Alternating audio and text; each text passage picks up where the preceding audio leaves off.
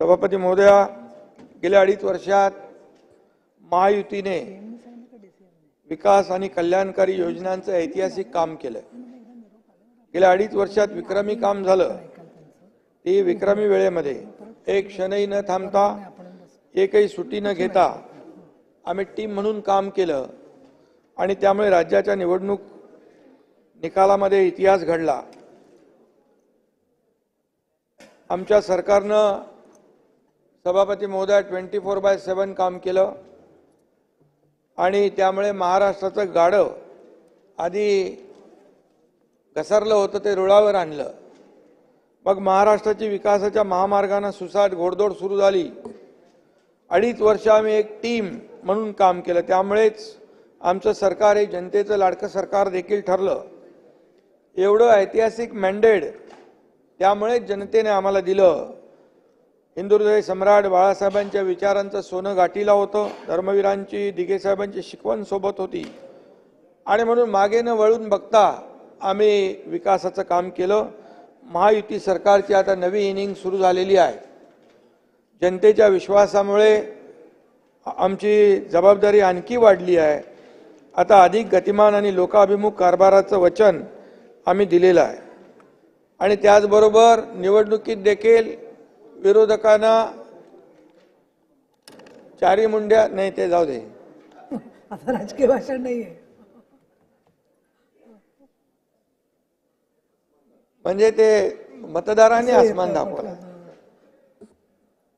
2.5 वर्ष त्यांनी आम्हाला शिव्याशाप दिले, आरोप केले आणि 2.5 वर्ष वाया घालवली। कावळ्याच्या शापाने गाय मरत नाही हे सिद्धही झालं। पण विरोधकांची अवस्था गिरे तो भी टांग ऊपर अशीच राहिली आहे। जनतेने विरोधी पक्षांवर एक प्रकारे बहिष्कार टाकलाय। त्यांना सगळं कळतंय पण वळत नाही। सगळ्यांच्या बाबतीत नाही बोलत मी। आणि एकाकडून त्यांनी आता तरी खरं म्हणजे रडगाणं थांबवायला पाहिजे आणि गेल्या 2.5 वर्ष रडगाणं सुरू होतं। आता रडगाणं थांबवा, जो 2.5 वर्षाचा विकास झाला आता पुढे विकास करतोय। आमच्या सोबत रडगाणं थांबून विकासाचं गाणं गा आणि या राज्याच्या विकासामध्ये आपण सहभागी व्हा, अशा प्रकारची भूमिका आपली घेतली पाहिजे। लोकांची काही घेणं देणं नाही, हे वारंवार सिद्ध झालेलं आहे। लोकसभा आणि विधानसभेच्या निवडणुकात फरक काय असा प्रश्न विचारला जातोय, त्याचं उत्तर एकच आहे, सत्यमेव जयते। फेक नरेटिव्ह वर काम पॉझिटिव्ह ने त्याला उत्तर दिलेलं आहे आणि विजय मिळवलेला आहे। मुख्यमंत्री म्हणून काम करताना माझं धोरण गतिमान विकास हेच होतं। माझ्यासोबत देवेंद्रजी होते, अजितदादा होते आणि आम्ही एक टीम म्हणून काम केलं। आम्ही कोणालाही छोटा मोठा समजलो नाही, आम्ही मिळेल ते काम केलं। प्रत्येकाने राज्यभर ज्या योजना आहेत त्या पोहोचवल्या, शासन आपल्या दारी असेल असे अनेक उपक्रम आम्ही केले आणि अतिशय आम्ही पक्षभेद बघितला नाही, द्वेषाला कधी थारा दिला नाही, कुणाचाही तिरस्कार केला नाही, आरोपाला आरोपाने उत्तर दिलं नाही, आरोपाला कामाने उत्तर दिलं। हे मी नेहमी सांगायचो, आरोपाला मी आरोपाने उत्तर देणार नाही, कामाने उत्तर देईन आणि तेच आम्ही केलं। आणि म्हणून त्यासाठी मी कुणावर वैयक्तिक टीका केली नाही, करत नाही, करणारही नाही आणि त्यासाठी ही जागाही नाही। पण काही गोष्टींकडे लक्ष वेधणं भाग आहे। संत कबीराचा एक दोहा आहे, कल करे सो आज कर, आज करे सो अब कर, अशी भूमिका आम्ही घेतली आणि डे नाईट आम्ही काम केलं। 24/7 आम्ही काम केलं, पायाला भिंगरी लावून आम्ही काम केलं आणि म्हणून महायुतीच्या सरकारनं गेल्या 2.5 वर्षात याच धोरणानं काम केलं। त्यामुळेच गतिमान विकासाचं एक महाराष्ट्र मॉडेल तयार झालं, ही वस्तुस्थिती आहे। तुम्ही ती विरोधी पक्ष म्हणून तुम्हाला पटली तरी मान्य करणार नाही, हा भाग सोडा, परंतु त्या आधी काय चित्र होतं जरा आठवा। 2.5 वर्षापूर्वी महाविकास आघाडीच्या सरकारमध्ये आज करे सो कल कर, कल करे सो परसो इतनी भी क्या जल्दी है जब जीना है बरसो. असं कारभार होता. आणि महाविकास आघाडी सरकारचं सभापती महोदया धोरण होतं सगळं बंद, शाळा बंद, कॉलेज बंद, मंदिरं बंद, नोकऱ्या बंद, प्रकल्प बंद, योजना बंद, हसणं बंद, जगणं बंद.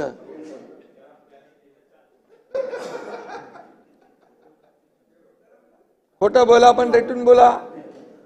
बंद सम्राट घरात होते आणि फेसबुक लाईव्ह जोरात होते. त्यांच्या काळात हा महाराष्ट्र जणू समाधानानं जगणं विसरला होता. कुणी वैयक्तिक याच्यामध्ये घेऊ नये. आम्ही सगळे निर्बंध उठवले. सरकार आल्या आल्या पहिले तर सणांवरचा निर्बंध उठवला. मला वाटलं त्यावेळेस गोविंदा होता. आणि गणपती, नवरात्री सगळं सगळं. आणि जनतेला मोकळा श्वास घेऊ दिला. मोठमोठी कामं अडकून पडली होती, सगळ्याला स्टे दिला होता. अनेक प्रकल्प रखडले होते, कोणीतरी पाचर मारून ठेवली होती. परंतु अशी पाचर मारून ठेवणाऱ्या लोकांना देखील मी सांगतो की हे विकासाची काम आहे. खऱ्या अर्थाने या विकासामध्ये सगळ्यांनी आलं पाहिजे. कुणाला विकास कुणासाठी आहे? फक्त सत्ताधारी पक्षासाठी? आमच्यासाठी आहे? सर्वसामान्य लोकांसाठी ही विकासाची गंगा आम्ही आणत होतो. आणि म्हणून लोकांनी निवडणुकीमध्ये या कामाची पोचपावती आम्हाला दिली.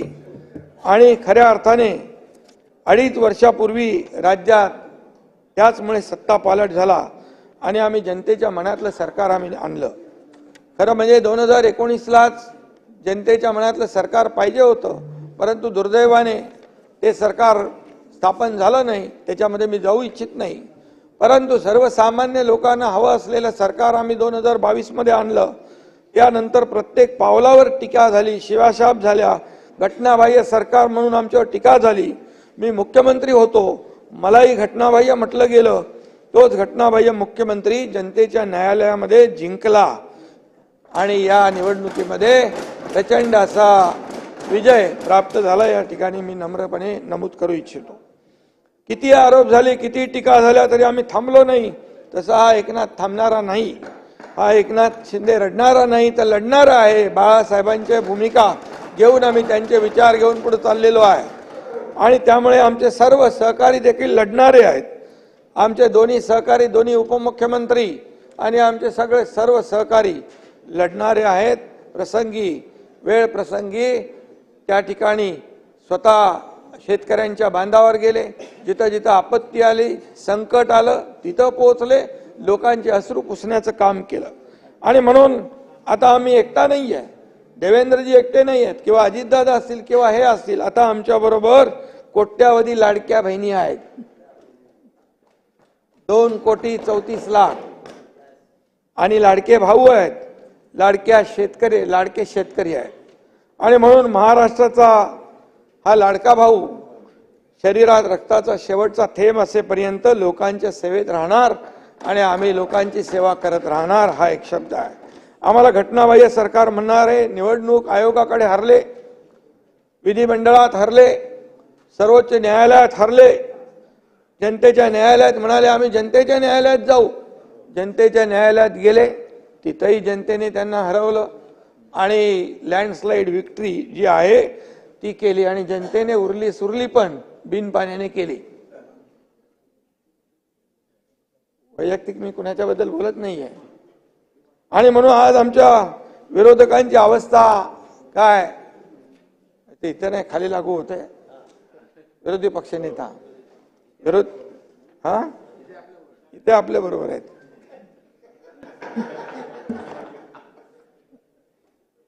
जाऊ द्या, विरोधी पक्षनेत्याचा मुद्दा मी काढत नाही. परंतु आता एवढं प्रचंड दैदिप्यमान यश निवडणुकीमध्ये मिळालं की खऱ्या अर्थाने विरोधकांना काय करावं काय करू नये हेही सुचत नाही. आणि म्हणून त्यांना एक तोंड लपवायला एक खांब मिळाला, ईव्हीएम. आता जिंकता येईना म्हणतो ना आपण, नाचता येईना अंगण वाकडं, तसं जिंकता येईना ईव्हीएम वाकडं अशी त्यांची गत झालेली आहे. मी एवढंच विचारू इच्छितो की झारखंडमध्ये लोकसभेमध्ये जेव्हा विजय मिळाला, कारण ईव्हीएमवर देखील अनेक लोकांनी आक्षेप घेतले आणि लोकसभेमध्ये जेव्हा मॅन्डेट मिळालं तेव्हा आम्ही ते स्वीकारलं, आम्ही मान्य केलं जनतेचा कौल. आणि त्यावेळेस विधानसभेची काही लोक मांडणी करू लागले आणि विधानसभेचं मंत्रिमंडळ देखील तयार झालं आणि मंत्रिमंडळाचं खातेवाटप देखील झालं. परंतु विधानसभेमध्ये जनतेने हे सगळं मंत्रिमंडळ बरखास्त केलं आणि त्यांची जागा त्यांना दाखवून दिली. आणि म्हणून या ठिकाणी झारखंडमध्ये जिंकले, कर्नाटकमध्ये जिंकले, तेलंगणामध्ये जिंकले. आता तर ओमर अब्दुल्ला आपलेच इंडिया अलायन्सचे पार्टनर आहेत, त्यांनी सांगितलं ईव्हीएमचं रडगाणं बंद करा, निवडणूक आयोगाने ईव्हीएमचा रडगाणं बंद करा आणि जनतेने जो दिलेला जो निर्णय आहे तो मान्य करा. शेवटी हा जनतेचा अपमान आहे, हा जनाधार जो जनतेने दिलेला आहे त्याचा अपमान आहे. आणि म्हणून या ठिकाणी निवडणूक आयोगाने देखील मतदान केंद्रावरील व्हीव्हीपॅटची तपासणी देखील केली. 1445 व्हीव्हीपॅट स्लिप मोजल्या गेल्या, एका तरी ठिकाणी तफावत परब साहेब आढळली नाही एकाही ठिकाणी. आणि आढळली असती तर ईव्हीएमचा घोटाळा आपण म्हटलं असतं. आणि म्हणून पराभवाचं खापर फोडायला कोणीतरी हवं, म्हणून या ठिकाणी ईव्हीएमचा घोटाळा, ईव्हीएमचं आंदोलन या ठिकाणी सुरू आहे. आपण कुठे कमी पडलो याचं आत्मपरीक्षण, आत्मचिंतन करणं गरजेचं आहे. आणि म्हणून ईव्हीएमच्या नावाने एवढा मोठा बोबाटा सुरू आहे. शशिकांत शिंदे म्हणाले सत्ताधाऱ्यांनाही या विजयाचा अंदाज नव्हता. आपण म्हणाला सत्ताधाऱ्यांना देखील या विजयाचा अंदाज नव्हता, म्हणजे ईव्हीएम घोटाळा झालेला नाही. जर आम्हाला माहीत असता अंदाज तर आम्ही म्हणजे तुम्ही सांगताय की सत्ताधाऱ्यांना देखील अंदाज नव्हता. म्हणजे लोकांनी मॅन्डेट दिलेला आहे, लाडक्या बहिणीने आम्हाला मतदान केलंय, लाडक्या भावाने आम्हाला मतदान केलंय, लाडक्या शेतकऱ्यांनी आम्हाला मतदान केलंय, लाडक्या ज्येष्ठांनी आम्हाला मतदान केलंय. त्यामुळे ही लँडस्लाइड विक्ट्री आहे. आणि म्हणून या ठिकाणी मी एवढंच सांगेल, बुडाला जळतंय आणि डोंगरावरची आग विझवायला पळतंय, अशा प्रकारची परिस्थिती या ठिकाणी झालेली आहे. काल या सभागृहात पाहुणे कलाकार येऊन गेले. मीडिया समोर रडगाणं गाण्यापेक्षा खरं म्हणजे सभागृहामध्ये येऊन बोललं पाहिजे, सभागृहामध्ये येऊन बाजू मांडली पाहिजे असं मला वाटतं. परंतु काही लोक फक्त पार्ट टाइम म्हणून या सभागृहाचा वापर करतात. मी जास्ती काही बोलत नाही, कारण मला टीका करण्याची सवय नाही. शेवटी मी आत्तापर्यंतच्या माझ्या राजकीय जीवनामध्ये, आयुष्यामध्ये मी कधी कमरेखालची टीका केली नाही. कधी मी म्हणजे मनाला वाईट वाटेल अशा प्रकारची टीका केली नाही. परंतु काही लोकांनी आत्तापर्यंत 2.5 वर्ष टीका टीका टीका, आरोप आरोप आरोप, आणि आता देखील ते सोडलेलं नाही. कितीचा ते जाऊ दे भोंगेच. आणि म्हणून मी एवढंच सांगतो, मी हे का म्हणालो, किसी को विरासत में गद्दी मिलती है पर हर किसी को बुद्धी नहीं मिलती. आणि म्हणून आमच्या विजयाचा आनंद त्यांना दिसत नाही, कारण त्यांच्या डोळ्यात पराभवाचं पाणी आहे. डोळे मिटले की सगळाच अंधार असतो, तसं विरोधकांचं झालंय. उघडा डोळे, बघा नीट, तुम्हाला समोर दिसेल विकास, डेव्हलपमेंट, कल्याणकारी योजना, ज्यामुळे आम्हाला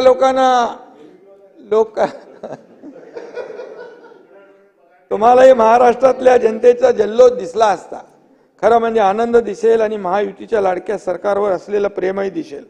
खरं म्हणजे महाराष्ट्रानं या जनतेने जोडे मारल्यानंतर काही जणांना पुन्हा हिंदुत्व आठवलंय. उशिरा सुचलेलं शहाणपण आहे. हिंदुत्व काय टी शर्ट आहे का, कधी बदलू शकतो, कधी घालू शकतो, असं नाही होत.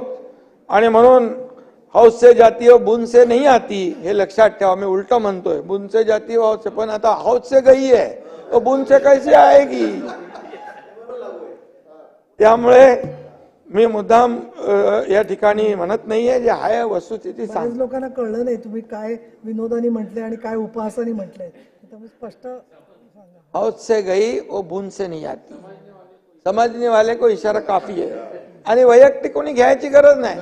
खरं म्हणजे मी खाली सभागृहामध्ये भाषण का ते आमचे देवेंद्रजी गेले तिकडे, आणि म्हणून परिस्थिती जी आहे या निवडणुकीची ती मी आपल्याला सांगतोय. सणांवर तुम्हाला एकच सांगतो, मी का म्हणतो हे, सणांवर निर्बंध ताई लावलेले सभापती महोदय ते आठवा. राम भक्तांना हरामखोर म्हणाला होता ते आठवा. हिंदू म्हणायची लाज वाटत होती ते आठवा. हिंदू हृदय सम्राट म्हणायला देखील जीभ कचरत होती तेही आठवा.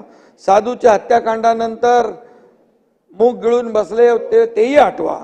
मुंह में राम बगल में छुरी अशी जी काय वृत्ती आहे, त्या ठिकाणी हनुमान चालीसा म्हटलं त्याला जेलमध्ये टाकून दिलं. हनुमान चालीसा आता हनुमान मंदिरामध्ये फिरतायत. आणि म्हणून इथे आमचे मित्र प्रवीण भाऊ दरेकरांनी पेन ड्राईव्हचं काहीतरी बोलले का तुम्ही, पेन ड्राईव्हचा गौप्यस्फोट केला. मला आणि देवेंद्रजींना अडकवून जेलमध्ये टाकण्याची कारस्थानं कशी शिजत होती हे त्यांनी उघड केलं. त्याच वेळी मुख्यमंत्र्यांच्या दालनात देखील कोणीतरी गेलं पुष्पगुच्छ घेऊन. म्हणजे एवढी टोकाची टीका निवडणुकीच्या दरम्यान किंवा सरकार स्थापन झाल्यानंतर एवढी टोकाची टीका करून आरोप करून, एक तर तू राहशील नाही तर मी राहीन, एक सगळे किती लोकांचे नंबर याचा पण होता. प्रवीण दरेकर, देवेंद्रजी आणि प्रसाद लाड यांचे नंबर तयार होते आणि नावं तयार होती, आणि किती भयंकर वागलात. आणि म्हणून फडणवीसांना देखील देवेंद्रजींना आत टाकण्यासाठी देखील कारस्थानं शिजवली. आणि म्हणून मी आपल्याला एवढं सांगतो, काही लोक म्हणाले बर्फाच्या लादीवर टाकून मारू, काही लोक म्हणाले लाडकी बहीण योजनेची इन्क्वायरी करू, लाडक्या भावाची इन्क्वायरी करू, आणि सरकार आल्या आल्या सगळ्यांना जेलमध्ये टाकू. मी तर सांगितलं लाडक्या बहिणींसाठी एकदा काही 100 वेळा एकनाथ शिंदे जेलमध्ये जायला तयार आहे. पण तुम्हाला मी हेही सांगितलं त्यावेळेस, लाडक्या बहिणी लाडक्या भावांच्या बाजूनेच उभ्या राहतील, सावत्र भावांना त्यांची जागा दाखवतील, हे मी सांगितलं होतं तेव्हा. आणि सावत्र भावांना जागा दाखवली. आणि म्हणून यांचं रंग बदलण्याचं कौशल्य बघून सरड्यांना सुद्धा लाज वाटली असेल खरं म्हणजे. आणि याला भेट त्याला भेट, आणि नंतर घरी थेट. निवडणुकीतला आमचा स्ट्राईक रेट उत्तम आहेच, कारण गेल्या 2.5 वर्षात महायुती सरकारच्या विकास कामांचा स्ट्राईक रेट देशात सभापती महोदया सर्वाधिक आहे, हे मी सांगतो. आणि आपण तपासून बघा. महाराष्ट्राला देशात क्रमांक 1चं राज्य बनवण्यासाठी आम्ही सगळे दिवस रात्र 24 तास काम करत होतो. यापुढे देखील देवेंद्रजींच्या नेतृत्वाखाली आम्ही टीम म्हणून काम करतोय. यापुढे देखील हे सुरू राहील. मुख्यमंत्री म्हणून माझ्या काळामध्ये नागपूर येथे 2 अधिवेशनं झाली. विदर्भाशी माझं वेगळं नातं आहे, ते इथल्या प्रेम करणाऱ्या जनतेमुळे. आणि मुख्यमंत्री असताना देखील मला विदर्भासाठी काहीतरी भरीव करण्याची संधी मिळाली, याचा देखील निश्चित आनंद मला आहे. आज विदर्भात हे अधिवेशन होत आहे. विदर्भ कराराची अंमलबजावणी करायची म्हणून या अधिवेशनाची नुसती औपचारिकता नाही आहे. गेल्या दोन्ही अधिवेशनामध्ये आम्ही विदर्भाच्या विकासासाठी ठोस पावलं उचलली आणि त्यांचे चांगले परिणाम देखील दिसू लागलेत. मी सार्वजनिक बांधकाम मंत्री असताना, देवेंद्रजी मुख्यमंत्री असताना समृद्धी महामार्गाच्या कामाला आम्ही सुरुवात केली. त्याचा शेवटचा टप्पा देखील आता लवकर पूर्ण होतोय. योगायोगाचा भाग म्हणजे देवेंद्रजीच आता मुख्यमंत्री आहेत आणि म्हणून समृद्धी महामार्ग हा आपण गोंदिया, भंडारा, गडचिरोली पर्यंत पुढे नेतोय. विदर्भातल्या 5 लाख शेतकऱ्यांना धान उत्पादनासाठी हेक्टरी 15,000 रुपये बोनसची घोषणा मी जेव्हा मुख्यमंत्री पहिल्यांदा झालो तेव्हा हिवाळी अधिवेशनात इथं केली. आणि त्यानंतर बोनसची दुसऱ्या वेळेला आपण रक्कम वाढवून 20,000 रुपये केली. 20,000 रुपये केली. भंडाऱ्याच्या गोसेखुर्द धरणाच्या बॅकवॉटर वर जागतिक दर्जाचा पर्यटन, जलपर्यटन प्रकल्प सुरू होतोय. वैनगंगा, नळगंगा नदी जोड प्रकल्प मार्गी लावायचा आहे.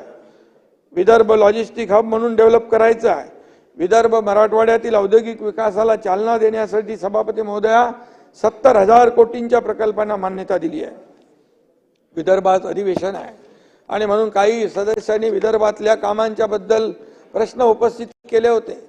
खरं म्हणजे विदर्भ आणि मराठवाडा जो आहे, मराठवाडा वॉटर ग्रीड देवेंद्रजींच्या काळात सुरू झाला, नंतर महाविकास आघाडी सरकारने बंद केला, तो वासनात गुंडाळला. जलयुक्त शिवार योजना देवेंद्रजींच्या काळात सुरू होती, अतिशय चांगली योजना शेतकऱ्यांच्या दृष्टीने, ती महाविकास आघाडीच्या काळामध्ये बंद झाली, आम्ही ती सुरू केली. खरं म्हणजे शेतकऱ्यांना दिलासा देणारी ही योजना आहे. आणि म्हणून त्याचबरोबर सुरजागड येथे 2 नवीन प्रकल्प त्या काळात मुख्यमंत्री असताना सुरू झाले. आणि आज मी सांगतो की नक्षलवाद हा तिथं लोकांच्या हाताला काम मिळू लागलं, लोकांना त्या ठिकाणी त्यांचं जीवनमान उंचावलं, तिथे त्यांना आरोग्य सुविधा मिळाल्या, त्यांना रस्ते मिळाले, त्यांना शिक्षणाचे चांगल्या सोयी मिळाल्या. आणि आता नक्षलवाद जवळपास संपुष्टात आला आणि जे काही उरले ते सरेंडर होत आहेत. आणि म्हणून या ठिकाणी गडचिरोली सारख्या भागात देखील आता इंडस्ट्री जाऊ लागली.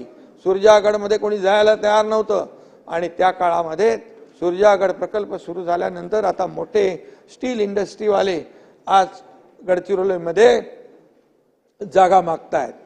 हे या सरकारचं फलित आहे. लोणार तसेच भंडारा गोंदिया सर्किट पर्यटन सर्किट म्हणून विकसित करण्यास सुरुवात केली.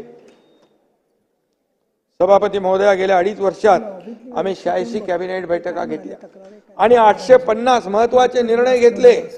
बाकी छोटे मोठे निर्णय सांगायला बसलो तर इथे अधिवेशन कमी पडेल, वेळ कमी पडेल, म्हणून मी त्याच्यात जात नाही. महायुती सरकारने लाडक्या बहिणी, लाडके भाऊ, लाडके शेतकरी यांच्या कल्याणासाठी काम केलं. त्यामुळे या सगळ्यांसाठी महायुती सरकार लाडकं ठरलं आणि म्हणून आम्ही देखील लाडके भाऊ ठरलो.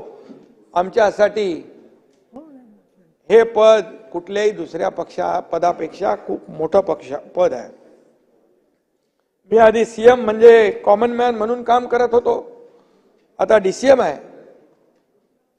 डीसीएम म्हणजे डेडिकेटेड टू कॉमन मॅन, अशा प्रकारचं मी काम करतो. शेवटी मला काय मिळालं यापेक्षा या महाराष्ट्राला काय मिळालं, या महाराष्ट्रातल्या जनतेला काय मिळालं, ही भूमिका आमची आहे. आणि म्हणून आमचे मित्र अंबादास म्हणाले, अभिभाषणात राज्याचं नुसतं गुलाबी स्वप्न रंगवलंय, पण ते स्वप्न नाही, महाराष्ट्राचं अंबादास गुलाबी वास्तव आहे. अंबादासजी, तुमच्या नवाबी सरकारपेक्षा आमचं गुलाबी सरकार केव्हाही चांगलं ठरलं. दादांनी पण आमच्या गुलाबी सरकार घेतलं. 2.5 वर्षात ज्या लोककल्याणकारी योजना राबवल्या, विक्रमी विकास कामं झाली. चालेल, घशासाठी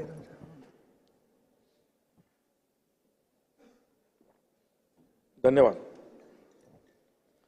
सभापती महोदय, 2.5 वर्षात ज्या कल्याणकारी योजना राबवल्या, विक्रमी विकास कामं झाली, त्यामुळे महाराष्ट्राचं वास्तव गुलाबी झालंय.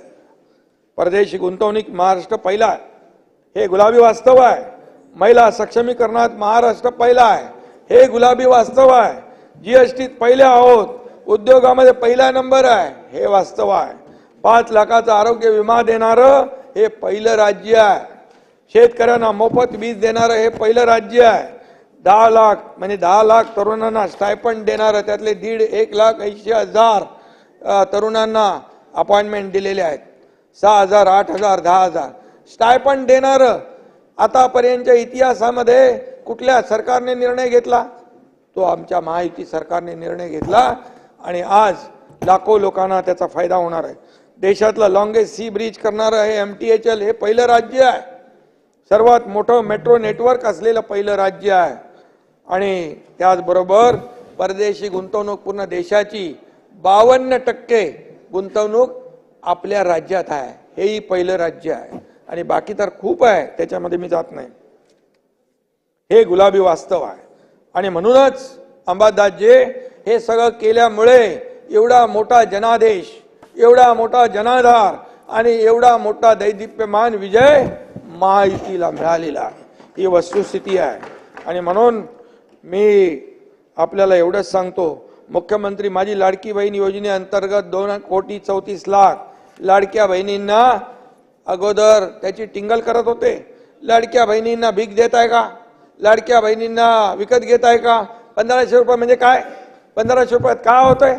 अरे सोन्याचा चमचा घेऊन जन्माला आलेल्या लोकांना आणि पैशाच्या राशीत लोळण घेणाऱ्या लोकांना 1500ची काय कळणार? 1500 रुपयाचं मोल सर्वसामान्य लाडक्या बहिणींच्या जीवनामध्ये आम्ही आधार देण्याचं काम केलं. आम्ही देखील गरिबीतून आलोय. मी देखील एक शेतकऱ्याचा मुलगा आहे. मला माहित आहे माझी आई त्यावेळेस काय काटकसर करत होती, कसं घर चालवत होती, कसं बिलाचे पैसे काढत होती, बाजूला करून ठेवत होती. शाळेची फी असेल, हे सगळं रेशनचं असेल, हे सगळं मी पाहिलंय. आणि जेव्हा सरकारमध्ये आल्यानंतर आम्ही ठरवलं सरकार कुणाचं आहे? सरकार सर्वसामान्य माणसाचं म्हणतो. मग सर्वसामान्य माणसाला काय देणार आपण? मग सर्वसामान्य माणसाला त्याच्या जीवनाला आधार द्यायचा असेल तर त्यांना आपण हे दिलं पाहिजे. म्हणून लाडकी बहीण योजना सुरू केली. आणि त्याला विरोधकांनी एवढी टीका केली, कोर्टात गेले, हायकोर्टाने त्यांना चपराक दिली, हायकोर्टाने पळवलं. आता नागपूर इकडे कोर्टात कोणीतरी गेले, तेही देखील कोर्ट लाडक्या बहिणींच्या बाजूने उभं राहील. आणि म्हणून पैसे मिळणार नाहीत असा आरोप करणारे लोक, पैसे पहिला हप्ता गेल्यानंतर सभापती महोदया म्हणाले आता लवकर पैसे काढून घ्या, नाही तर सरकार काढून घेईल. सरकार हे देणार आहे, हे घेणारं सरकार नाही, हे थापा मारणारं सरकार नाही, हे देणारं सरकार आहे. दोन्ही हाताने आम्ही दिले, पैसे दिले 5 इन्स्टॉलमेंट. परब साहेब 5 हप्ते आम्ही त्याच्यात भरले. निवडणुकीमध्ये पण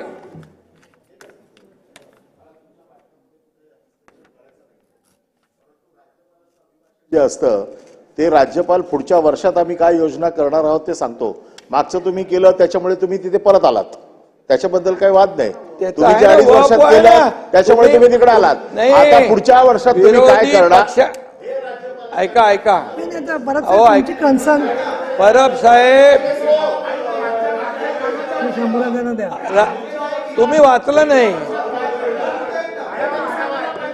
तुम्ही परब साहेब, अरे परब साहेब, सन्माननीय परब साहेब, अजून भाषण उपमुख्यमंत्र्यांचं पूर्ण व्हायचंय. अजून उपमुख्यमंत्र्यांचं भाषण पूर्ण व्हायचंय. त्याच्या आधीच तुम्ही एवढे का अस्वस्थ होताय? नाही, आता खाली बसा. त्यांचं भाषण पूर्ण झालेलं नाहीये, त्याच्या आधी भाषा करत नाही. तुम्ही परब साहेब हे बरोबर नाहीये. परब साहेब हे बरोबर नाहीये. मुख्यमंत्री किंवा उपमुख्यमंत्र्यांचं भाषण सुरू होण्याच्या आधीच तुम्ही गोंधळ घालता आणि तुमच्या दोघांतल्या स्पर्धेमुळे दानवे उभे राहतात. खाली बसा दोघं. नाही, त्यांचं भाषण पूर्ण होऊ द्या. दोघं खाली बसा. तुम्ही दोघं खाली बसा. भाषण पूर्ण झालेलं नाहीये. परब साहेब, तुमची पद्धत बरोबर नाही. तुम्ही इतरांना नियम शिकवता आणि स्वतः असं वागतात. अहो, त्यांनी उत्तर काय द्यायचं? त्यांचं उत्तर पूर्ण झालंय का? त्यांचं उत्तर पूर्ण झालेलं नाहीये. नाही, तुम्हाला सहन होत नाही सांगा. त्यांचं उत्तर पूर्ण होऊ द्या ना, त्याच्यानंतर बोला ना तुम्ही. त्यांचं उत्तर पूर्ण होऊ द्या, खाली बसा. उत्तर पूर्ण झालीपर्यंत तुमची, हे बघा परब साहेब, तुमची उत्तरं परत मिळाल्याशिवाय गोंगाट करायचं आहे का ऐकायचं नाहीये, हे बरोबर नाहीये तुमचं. उपमुख्यमंत्र्यांचं भाषण पूर्ण झालं नाही अजून, त्याच्या आधीच तुम्ही आरडाओरडा करताय. कुठली पद्धत आहे? बरोबर नाहीये. नाही, उपमुख्यमंत्र्यांमध्ये तुम्ही भाषण सुरू करा. हे असं नाही चालणार. असं चालणार नाही. हम करे सो कायदा. इथे तुमच्या घरामधली बैठक चालली नाहीये. खाली बसा. खाली बस. मी आता तुम्हाला अहो 10 वेळा गोड बोलून सांगितलं तरी तुम्ही खेकसल्यासारखे बोलताय. आणि दानवे साहेब, तुम्ही पण समजून घ्या, त्यांचं भाषण पूर्ण झालंय का?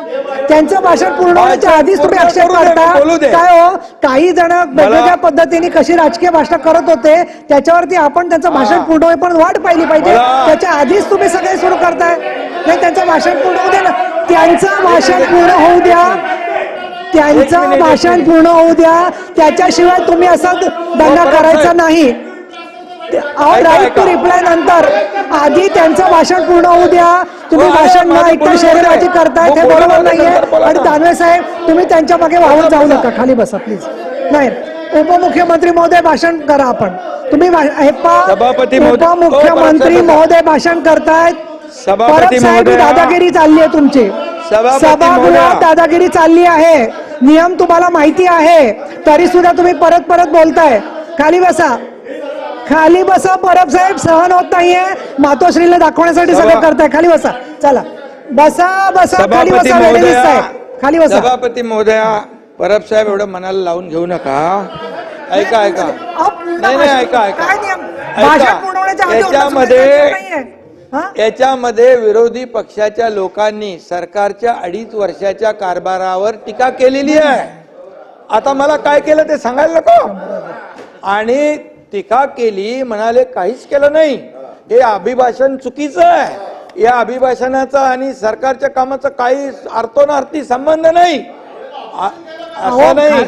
आणि म्हणून त्याचं उत्तर गुलाबराव पाटील साहेब, पाटील साहेब त्यांना, पाटील साहेब आणि सत्ताधारी पक्षाचे सदस्य लक्षात ठेवा. पाटील साहेब, पाटील साहेब आणि सत्ताधारी पक्षाचे सदस्य लक्षात ठेवा. त्यांना साहेबांचं भाषण डिस्टर्ब करायचंय.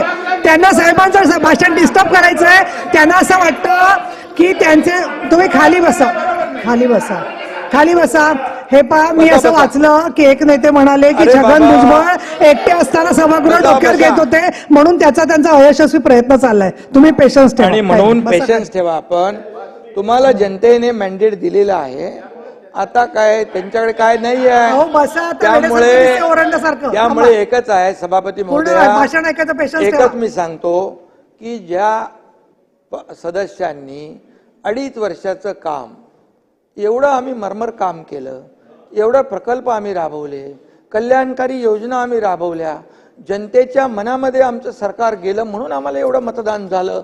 आता तुम्ही ते मान्य करायच्या ऐवजी 2.5 वर्षात, नाही नाही, अरे बाबा, अरे 2.5 जायचंय का. आणि म्हणून हे बघा, 2.5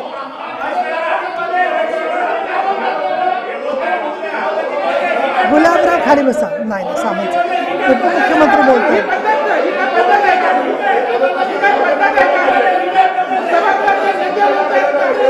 हे पहा, उपमुख्यमंत्री बोलतायत, तुम्ही खाली बसा. तुम्ही हे बोलणं बरोबर नाहीये. तुम्ही हे बोलणं बरोबर नाही. खाली बसा. तुम्ही खाली बसा. सगळे विरोधी पक्ष सत्ताधारी सगळ्यांनी खाली बसा. तुम्ही खाली बसा. आणि म्हणून तुम्ही खाली बसा. सगळे खाली बसा. तुम्ही खाली बसा. ही कुठली पद्धत झाली. हे अंबादास बसना. तुम्ही खाली बसा. तुम्ही बोलत राहा. यांचे या बाजूचे बाईक गंमत असतं काय. खाली बस. महाजन साहेब खाली बसा. चला, सत्ताधारी पक्ष खाली बसा. विरोधी दानवे साहेब, तुम्हाला पण कल्पना आहे ना की भाषण पूर्ण होण्याच्या आधी याच्यामध्ये असा आरडाओरडा करणं, आणि तुम्ही म्हणाल त्याच क्रमाने त्यांनी भाषण केलं पाहिजे. ही कसली पद्धत आहे बोलायची. बोला. सभापती महोदया, राज्यपालांचं अभिभाषण जर यांनी पूर्ण वाचलं असेल तर त्यामध्ये देखील माझ्या सरकारने काय काय केलं हेही म्हटलेलं आहे. आणि काय केलंय त्याची टिंगल या लोकांनी उडवली. मग आपण ह्याच्यामध्ये आम्ही काय केलंय ते बोलायला नको, रेकॉर्डवर यायला नको. आणि म्हणून तुम्ही सत्य ऐकायची सवय ठेवा, एवढंच मी सांगतो. आम्ही खोटं बोलणार नाही. आम्ही खोटं बोललो असतो तर जनतेने उचलून फेकून दिलं असतं आम्हाला. आणि म्हणून जे खरं बोललो, खरं काम केलं, म्हणून तुम्ही जे विधानसभेचं मंत्रिमंडळ बनवलं होतं, हॉटेल बुक केले होते, ते तुम्हाला रद्द करावी लागली. तुम्ही तर त्यामुळे ऐकायला शिका, खरं ऐकायला शिका. जास्त त्यांना उत्तर पाहिजे ती द्या.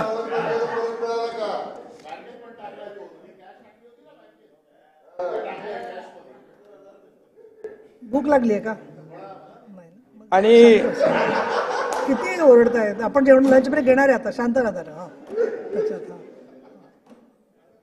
आणि खरं म्हणजे ते आता काय जे मी बोलतोय ते खरा तुम्ही त्यांच्याकडे सत्य बघून आहे. बोलू नका त्यांच्या बरं. तुमच्याकडे तुम्ही माझ्याकडे बघून बोला, कारण त्यांच्याकडे बघून बोला की त्याला अस्वस्थ आणि होतंय. बघा कारण काही गोष्टी आणि पटतात नियम पण नाही. 58 नियम 58 सभापती महोदया सभापती आता हा महोदया विषय चाललाय का? मी म्हटलं अंबादासकडे बघून बोला, हेमंतकडे बघून सभापती बोला. महोदया नियम 58 मध्ये स्पष्टपणे नमूद आहे, राज्यपालांचे जे अभिभाषणात ज्याचा उल्लेख आहे त्याचा आपण त्याच्यावर बोलू शकतो. आता बघा परिच्छेद 12 मध्ये मुख्यमंत्री माझी लाडकी बहीण योजना उल्लेख आहे त्यांचा.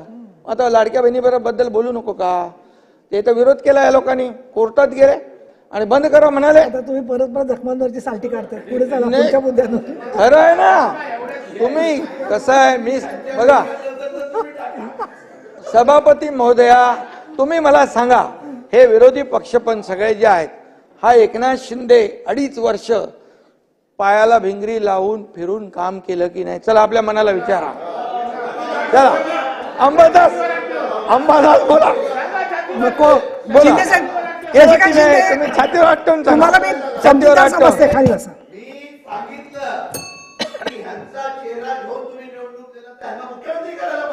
बरं, ठीक आहे. अरे ठीक आहे बघा आता शांत राहा. शशिकांत शिंदेजी तुम्हाला मी सांगतो, मी आपल्याला सांगतो, मी परत एकदा सांगतो, हा एकनाथ शिंदे मला काय मिळालं यापेक्षा महाराष्ट्रातल्या जनतेला काय मिळालं हे बघणार आहे. मी खोट महाजन साहेब खाली बस. अरे बाबा, आणि हे बघा तुम्ही पूर्ण करा बस. शिंदे साहेब, परब साहेब खाली बस. शशिकांत शिंदे खाली बसा. चला खाली बसा. परब साहेब सारखं. अनिल परब खाली बसा. अनिल परब खाली बसा. बर बर बर बसा. बरं, ही चौकट छापा. काय तुमचा आखाडा चाललाय? बसा बसा बसा खाली बसा. हा बघा नाही नाही नाही, ते परब सभापती आता महोदया परब साहेब जरा वेगळा मुद्दा. परब साहेब तुमचा जो मुद्दा आहे ना, परब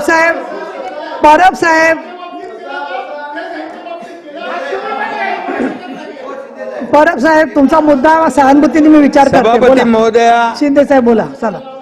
अरे बाबा ऐका ऐका ऐका तुम्हाला आता कळलं, आम्ही त्याला ओळखतो. अहो ऐका, जेव्हा 2.5 वर्षापूर्वी देवेंद्रजींनी मला मुख्यमंत्री असताना ते उपमुख्यमंत्री झाले आणि मला मुख्यमंत्री केलं. अरे यावेळेस माझी बारी होती. तुम्ही त्यांच्याकडे त्यांना मी बनवलं, बोला तुम्ही बना, मी उपमुख्यमंत्री म्हणून तुमच्या पाठीशी खंबीरपणे उभा आहे.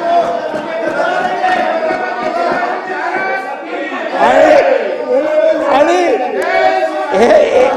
हे मला कळतंय, आम्ही टीम म्हणून काम केलं. अरे शंभूराज आणि माझ्या सभापती महोदया, मैफल चालू सभापती महोदया, बसा शांत. आम्ही बाळासाहेबांची काय शिकवण होती? अरे बाबा, आपल्याला काय मिळाले यापेक्षा जनतेला काय मिळणार आहे हे बघ. आणि म्हणून या ठिकाणी मी ही भूमिका घेतली. आणि सभापती महोदया, ते किती काय बोलले असते तरी ते पुतना मावशीचं प्रेम आहे.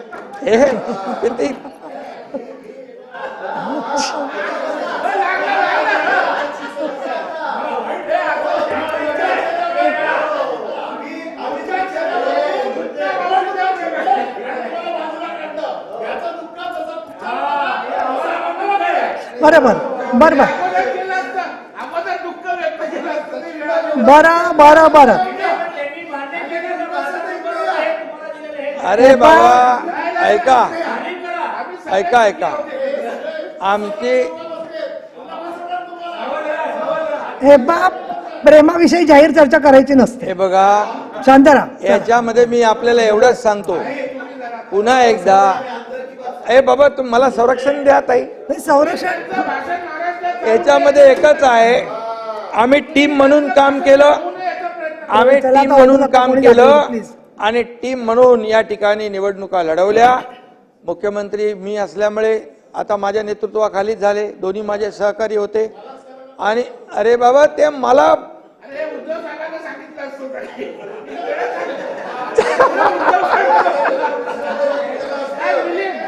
नाही रे, आणि म्हणून पदापेक्षा, कुठल्याही पदापेक्षा मी आपल्याला सांगतो सभापती महोदया, कुठल्याही पदापेक्षा या महाराष्ट्रातल्या करोडो लाडक्या बहिणींचा लाडका भाऊ मी झालो, हे पद माझ्यात सगळ्यात मोठं आहे. हे पद सगळ्यात मोठं आहे माझ्यासाठी. आणि त्यामुळे आता उत्तरदायित्व आमचं वाढलंय, जबाबदारी वाढलेली आहे. आणि म्हणून आम्ही लाडक्या बहिणींना निवडणुकीमध्ये नोव्हेंबरमध्ये आचारसंहिता लागेल, ऑक्टोबरमध्ये लागली ना, ऑक्टोबरमध्ये आचारसंहिता लागेल. आणि पुन्हा विरोधी पक्ष, तुम्ही लोक बोलत नाही, तुमचं कोणावर वैयक्तिक घेऊ नका व्यक्तिशा, निवडणुकीच्या आचारसंहितेमध्ये ही योजना बंद करा म्हणून निवडणूक आयोगाकडे तक्रार करतील आणि त्याचा असा बबरा करतील की ही योजना बंद झाली. म्हणून आम्ही सभापती महोदय ऑक्टोबरमध्येच नोव्हेंबरचे पण पैसे देऊन टाकले.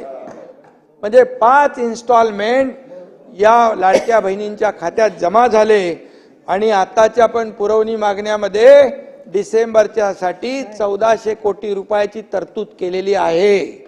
त्यामुळे ही योजना बंद होणार नाही. माझ्या एकाही पात्र लाडक्या बहिणीच्या खात्यात जाणारे पैसे बंद होणार नाहीत. हा त्यांच्या लाडक्या भावाचा शब्द आहे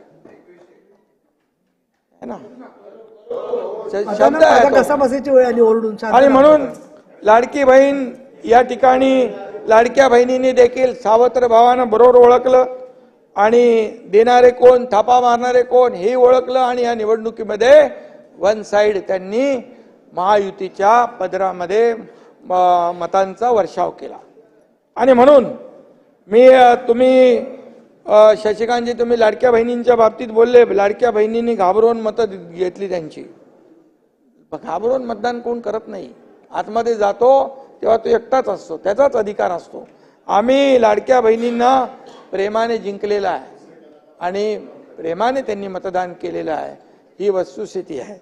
आणि म्हणून विरोधकांना देखील खोडे घालणाऱ्यांना जोडे दाखवून मतदान आम्हाला केलं. नाव घ्या म्हणजे तिकडे नाही बोलत मी, नाव घ्या म्हणजे शांत राहते. तुम्ही उल्लेख केला, त्याचं उत्तर दिलं की मग त्यांना बरोबर उल्लेख केला ना मी. आणि म्हणून मुख्यमंत्री अन्नपूर्णा योजना आम्ही देखील सुरू केली, त्याचाही उल्लेख आहे. 89 लाख कुटुंबांना वर्षातून 3 सिलेंडर मिळणार मोफत. कधी मिळाले होते, कोणी दिले होते, कधी कुठली योजना होती? या योजना आम्ही केल्या. मुख्यमंत्री लेक लाडकी योजना केली, 34,000 लाडक्या लेकींना त्याचा फायदा झाला.